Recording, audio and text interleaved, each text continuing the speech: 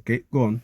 Yeah, well, I suppose it starts with the light from the sun, but the light from the sun and other light sources lights up things around us, and they form a picture of which goes through the lens of the eye and comes out as like a picture on a film or a sensor in the camera onto the retina at the back of the eye. But all it is just a picture. It doesn't mean anything, but it goes through the optic nerve onto the visual cortex. The visual cortex is like a computer, and it analyzes all the different angles and colours and shades and the movements and all these other things that come in through the eye. It also links up with the things that you feel and that come in with the ears, through the ears, and the feeling of the air upon your body and all this sort of thing. And to us, this is to us it all comes out in 3D because we've got the two eyes to see it with. And to us, we think of it as reality. But it's we only see a part of it. We only see what we see in our lifetime. We only see what goes into our memories and comes out again. So when I was trying to sort out in the younger days, in the adolescence, what was real and what wasn't, and I was trying to think out what was real and what wasn't in the things around me, and I realised that the only thing that was real was the actual discussions you had about these things with other people. Do you think it's not you sorting out what you thought in your mind to be a reality, but until you start discussing with others, you don't make sense of it? Because sometimes we have something jumbled up in our mindset that we think this is right. We've conceived what it is, and so when confirming it with other people, then gives it a meaning or really affirmed it in our mind. Is that the case, or you think until you discuss it, you never see it as a reality? Well, somehow it makes it real if you share it with other people. Okay. It's only because we've got a language we can use. And the words in the language describe the things that we're trying to put across.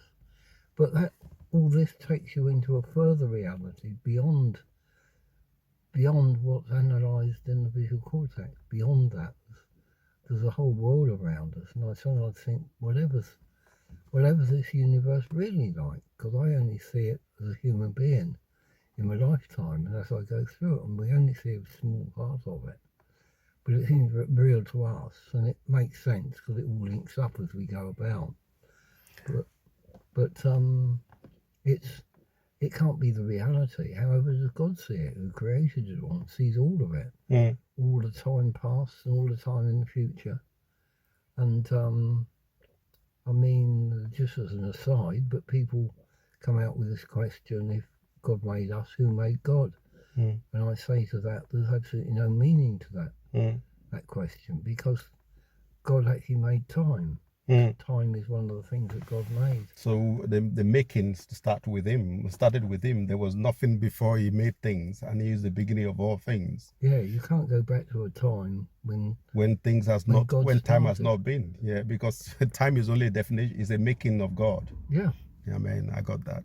Yeah, what I was trying to make sense of is that when you think that when we consider things apart from when it comes into our eyes, and then we observe it, we make sense of it because it goes into our brains and we start to interpret it. Like you said, the brain sort of turn the pictures the right way instead of upside down.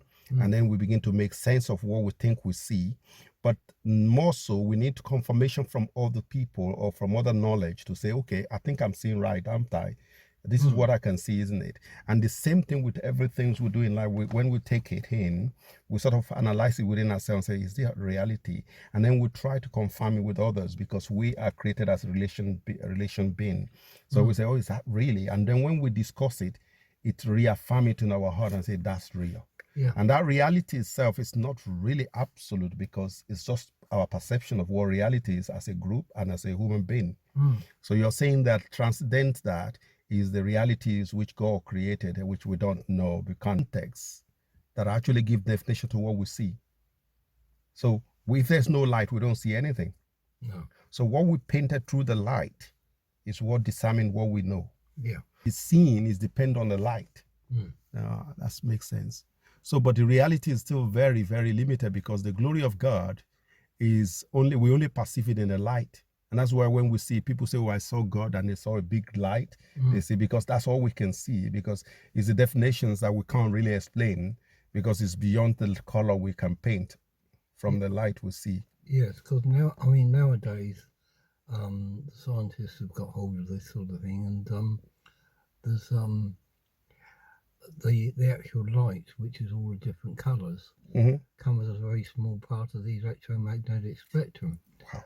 And the electromagnetic spectrum goes into sort of beyond the red, which is the heat waves, and beyond the violet in the other direction, as things like microwaves and radio waves, and beyond that. Yeah. Wow. Yeah, beyond that, and our eyes aren't able to cope. No, our eyes aren't capable of seeing these things.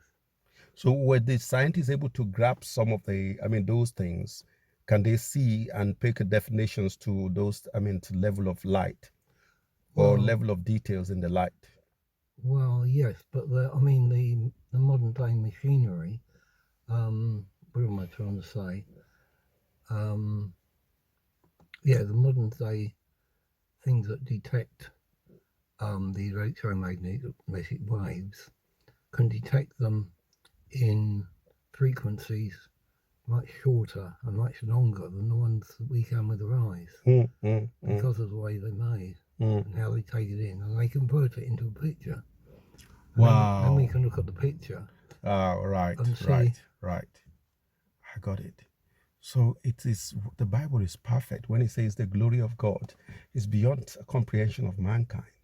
But there's another thing that comes to my mind, and that is about on those odd occasions when I've been on a fast, the whole world opens up into something totally different. It's all there as you see it, but when I've been on a fast, perhaps only for a day at work, because of some big thing that's going on at work, and I look at the birds flying over, and I look at the sky, and I get that feeling inside of me, and the whole thing is heavenly.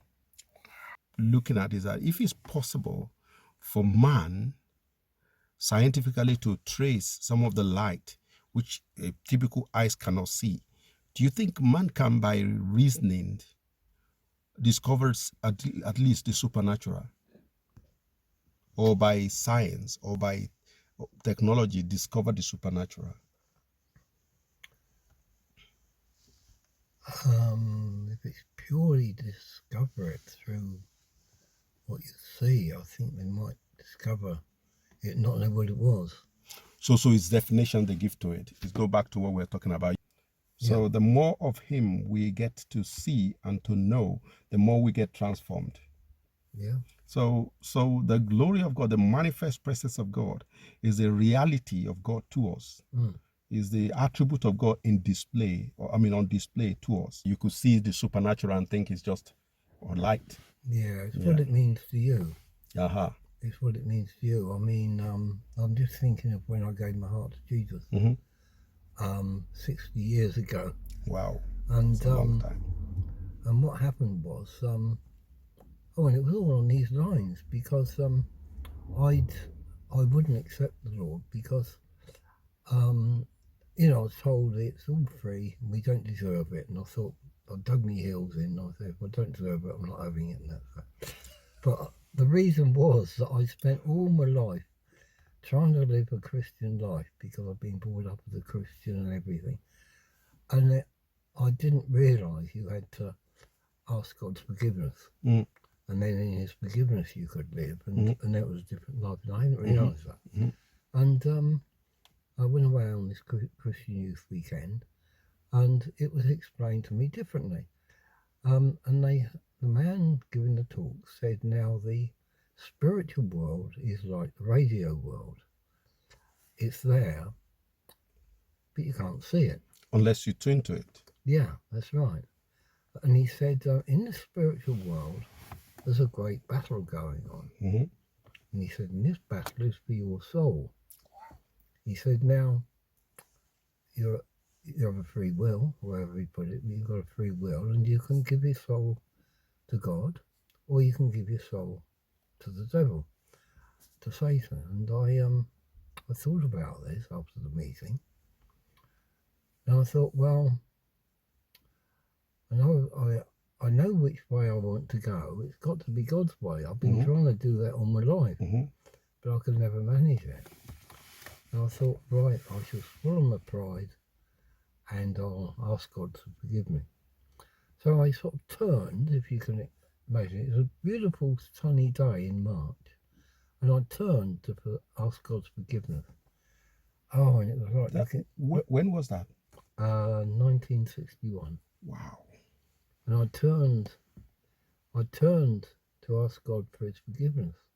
And it was like looking straight into the sun. It was like looking at a sun that was about 20 foot across right next to me. And I turned away again and I thought, I can't face him. Wow. I can't pray. It's not possible. Wow. So I sort of bypassed what I felt I'd seen, and I thought, well, never mind. I've made the decision. Between now and the end of the weekend, there's sure to be a time when we can all ask forgiveness together. And I'll just put my arm in at the end and I'm in, you know? So having thought that, I just dismissed it completely. And that was that. And I went away and I thought about all different other things. About an hour later, I thought, I started thinking about it again. And I thought, hang on, it's happened. And where inside of me was all guilt and muck and filth and horrible things that were all flushed right out. Wow. There's this great column of joy coming up inside of me. Wow. And life's never been the same since. That's awesome.